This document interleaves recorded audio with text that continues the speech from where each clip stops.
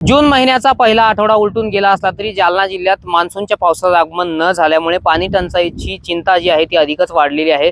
जिल्ह्यातील लघु मध्यम प्रकल्पातील पाणी पातळी अशा पद्धतीने खालवलेली आहे। आपण जर पाहिलं तर जालना जिल्ह्यामध्ये एकूण 67 लघु मध्यम प्रकल्प आहे आणि त्या प्रकल्पामध्ये आता प्रशासनाने दिलेल्या आकडेवारीनुसार केवळ 18%च उपयुक्त पाणी साठा शिल्लक असल्याची माहिती खरं तर प्रशासनाने दिलेल्या आकडेवारीतून समोर आलेली आहे। आपण जर पाहिलं तर यावर्षी मे महिन्यात उन्हाचा तडाखा जो आहे तो अधिकच होता आणि तापमानाचा पारा देखील 42 अंशा पार देखील गेलेला होता।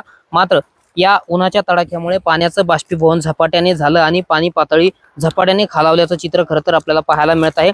आपण पाहू शकतो की बदनापूर तालुक्यातला सर्वात मोठा आणि महत्त्वाचा मानल्या जाणाऱ्या सोमठाणा येथील अप्पर दुधना मध्यम प्रकल्पावर मी उभा आहे आणि आपण या प्रकल्पाची पाणी पातळी सुद्धा पाहू शकता की हा प्रकल्प जो आहे तो अगदी 35% येऊन ठेपलेला आहे। त्यामुळे आसपास जी 20 ते 22 गावं या प्रकल्पावरती अवलंबून आहेत त्या गावांवर सुद्धा आता पाणी टंचाईचं संकट देखील येण्याची शक्यता जी आहे ती वर्तवण्यात येत आहे। खरं तर गत वर्षी चांगला पाऊस झालेला होता आणि या प्रकल्पामध्ये मुबलक पाणी साठा पाहायला मिळालेला होता। मात्र यावर्षी उन्हाच्या तडाख्यामुळे पाणी पातळीत मोठ्या प्रमाणात झपाट्याने घट झाल्याने प्रत्येक प्रकल्पाच्या पाणी पातळीमध्ये मोठी घट झाल्याचं चित्र खरं तर पाहायला मिळतंय। जालना जिल्ह्यात सध्या 52 गावं आणि 31 वाड्यांना मिळून जवळपास 83 टँकरद्वारे पाणी पुरवठा सुरू आहे आणि आपण जर पाहिलं तर येत्या काळामध्ये हीच जर परिस्थिती अजून अशीच कायम राहिली तर या गावांना देखील पाणी टंचाईला सामोरं जावं लागणार असल्याचं चित्र खरं तर पाहायला मिळतंय। आपण पाहू शकतो की जून महिन्याचा पहिला आठवडा खरं तर उलटून गेलेला आहे।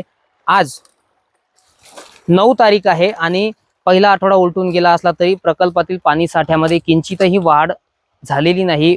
याउलट पाणी पातळीमध्ये झपाट्यानं खालावल्याचं चित्र खरं तर आपल्याला पाहायला मिळतं। त्यामुळे येत्या काळात देखील पाणी टंचाईचं संकट जे आहे ते अधिकच गडद होण्याची शक्यता वर्तवण्यात येत आहे। रामनाथ ढाकणे, TV9 मराठी, जालना।